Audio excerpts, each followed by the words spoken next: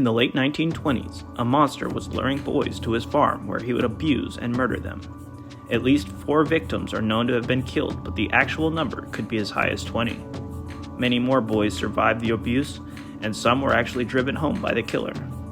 The story got national news coverage in papers and on the radio, leading to the small California town of Wineville to change its name to Mira Loma to get out of the spotlight. But the world would not forget the horrifying events that occurred, and questions remain as to how many lost their lives. Gordon Stewart Northcott and the Wineville Chicken Coop Murders.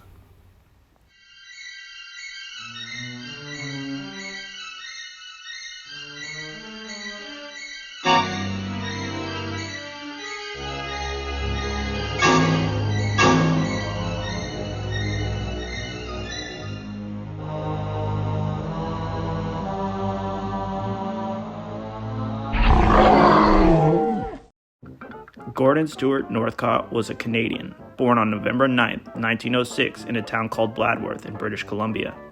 The town is quite small and has remained so, with less than 100 people in 2016. In 1924, when he was 18, Northcott moved to Los Angeles with his family. 2 years later, he bought a plot of land in Wineville with the help of his father, who also helped him build a house and chicken coop, along with his 11-year-old nephew, Sanford Clark. Once he was on his own, whatever evil tendencies he had were no longer restrained. When he wasn't working the farm with Sanford, he was giving in to his evil urges. The young man began picking boys up, using his nephew to lure them, then abusing them. The behavior escalated until he began to kill his victims. The known murders all occurred in 1928, but he was in the house for years prior to his arrest. The first known murder occurred in late January or early February of 1928. The headless body of a boy was discovered on the side of a road near La Puente, California on February 2nd, stuffed into a burlap sack. The identity of the victim was never definitively determined, but Northcott would refer to him as Alvin Gothea when he confessed to shooting him. The second known murder of Northcott occurred on March 10, 1928. Walter Collins was 9 years old when he went missing. His mother had given him some money so he could go to the movie theater, and the disappearance of young Walter made national headlines. It would later be discovered that he had been lured to Northcott's farm, where he was abused by the killer before being bludgeoned to death with an axe. His mother was put through further torment in the subsequent months when a boy in Illinois claimed to be her son. After seeing pictures of him, Christine Collins paid for the boy to travel to California. When she met him, she knew immediately that he was not her son. But the officer in charge of the case, Captain J.J. Jones, was under enormous pressure to resolve the situation and encouraged Miss Collins to keep the boy for a while to see if perhaps Walter had simply changed. When, after weeks with the boy, Christine brought the boy back, Captain Jones had her confined to a hospital and then interrogated the boy. Jones discovered that the boy was a runaway from Iowa named Arthur Hutchins, Jr. He had hoped for a free trip to California and a visit to Hollywood. When she was released, Miss Collins filed a lawsuit against Jones and won, though it seems that he never paid her. The mystery of what happened to Walter lingered until the true killer confessed, but the identity of his accomplices shocked the world. The year 1928 was proving to be a bloody year for Northcott, with him escalating the nature of his murders. The next 2 murders occurred in the same event on May 16, 1928. Louis Winslow was 12 years old and his brother Nelson was 10 when they were abducted as they were walking home from the yacht club in Pomona. Gordon took them back to his farm where they were abused before he killed them with the axe. This time, the parents were harassed by letters that were supposed to be from their missing children. One of the letters said that they were running away to Mexico, while another simply said that they were running away and were going to stay away to get famous. While the second letter did not say it explicitly, it seemed to be playing on the publicity that Walter Collins' disappearance had received.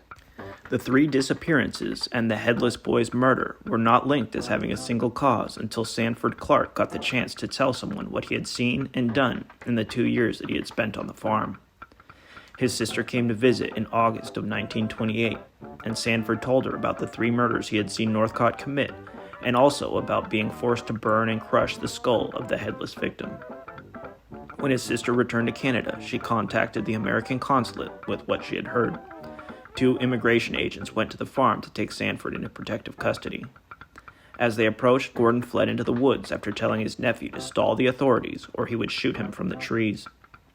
Sanford did so until he thought Northcott was far enough away, then told them where he had gone. Once in custody, Sanford began telling the police his story about the kidnappings, abuse, and murder that he had seen and even participated in under threat of death. When it came to Walter Collins, he told them that the boy had been locked in the chicken coop when Northcott's mother came to visit. When she discovered the captive, she told Gordon and Sanford that they needed to silence him and that they all needed to take part so that no one could spill the beans without implicating themselves. Gordon had suggested that they use the gun he had killed the headless victim with, but his mother warned that neighbors would hear the shot. So instead, they used the blunt side of an axe, which would be the same weapon used in the subsequent murders. All three of them took turns bludgeoning Walter to death. Once he knew that the game was up, Gordon and his mother fled to Canada, where they were arrested on September 19th of 1928, then extradited to California on November 30th. While in custody, both Gordon Northcott and his mother, Sarah, confessed to their crimes. They recanted these confessions upon their arrival in California, but evidence against them was growing. Authorities had found a book belonging to one of the Winslow boys, one of the fake letters addressed to their parents, and bloody axes on the farm. Sanford had also led them to the remains of Collins and the Winslow brothers. Eventually, Northcott's mother would once again confess to the murder of Walter Collins alone. She bypassed a trial and was sentenced to life in prison on December 31st, 1928, but she only served 12 years before her release. Gordon's trial started with the new year. He was charged with 3 murders, excluding Walter Collins due to his mother's confession. The trial lasted less than a month, and on February 13th, he was found guilty and sentenced to death. The sentence was carried out on October 2nd, 1929. Begging for mercy and prayers in his last moments, Gordon Stewart Northcott was executed by hanging. Sanford was not charged with any of the murders, as the judge deemed him to be an unwilling participant, but he was sent to reform school where he spent just under 2 years. On November 1st, 1930, the town of Wineville changed its name to Mira Loma.